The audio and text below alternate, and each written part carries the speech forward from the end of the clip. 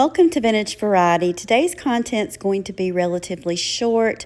I am going to show you guys my most recent eBay sales.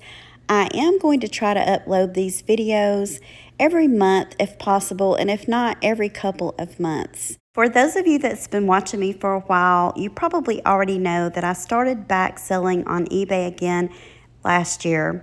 So I'm uploading these videos hopefully to help others, to give you some ideas of items that sell for me, items that you can look for to flip online, to make a profit, or just to have a little bit of extra money.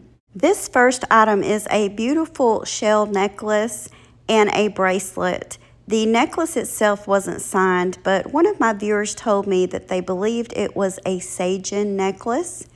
Very pretty. This came from a jewelry jar. I can't really give you guys a price of what I spent on it because that jewelry jar was around $45 and I had already made all of my money back on it.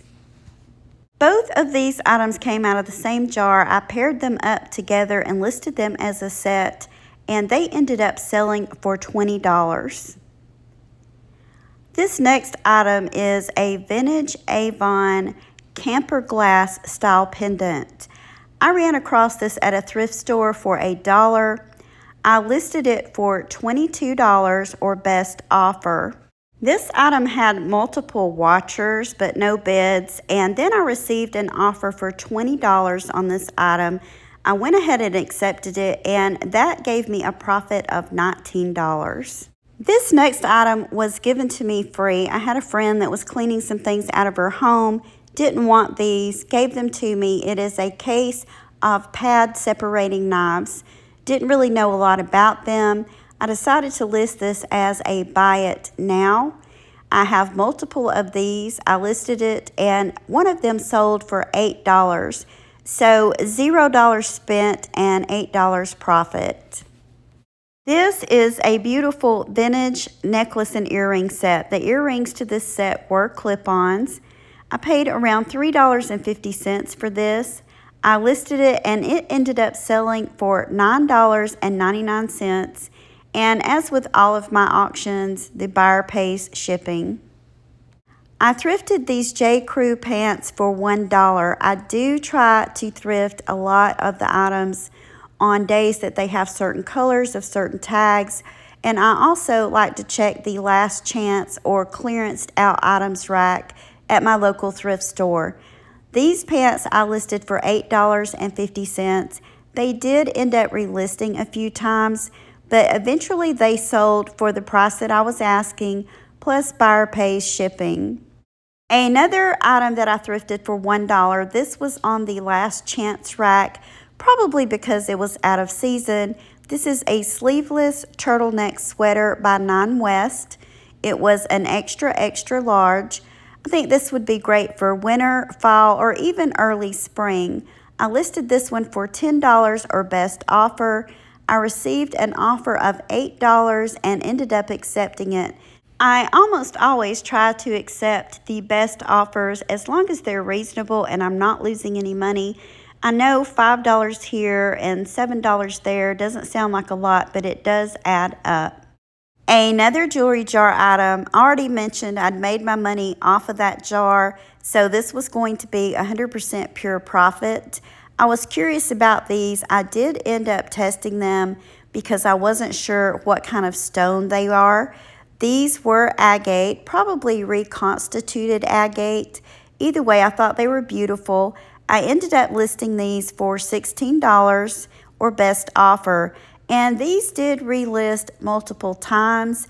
I finally received an offer of $10 on these and accepted it. I usually accept offers, as I've already said, that I feel like are reasonable for the item, because if I don't, I usually accumulate too much of this stuff. And the only thing to really do with it after relisting so many times is to just redonate it to the thrift store. These Michael Kors shoes were a fabulous thrift store find. They're in excellent condition. They have pointed toes and a kitten heel. There's a funny story behind these. I thrifted these for $3.50, listed them, and made an error in the listing. I listed these as a size 8 when they were actually a size 8.5. So I sold these shoes the first time. The buyer wanted to return them because they were too big. She returned them. I relisted them again and corrected the listing to show that these were a size 8.5. And they ended up selling again for me for $18. So this was a pretty good profit on these. Anytime I run across really nice shoes like Michael Kors, I always try to pick them up. I do allow my eBay listings to automatically renew. After so many times, I knock the price down to see if the item will sell, and that was the case with this beautiful top. It was a lace top with kind of a nude underlining. I thought this was just so pretty. After it relisted quite a few times, I ended up lowering the price to $8 just so that I could get it shipped out and out of inventory, and it finally ended up selling. Another item that I did relist a few times was this Napier bracelet. Really loved the design of it. I like the way it looks like X's and O's.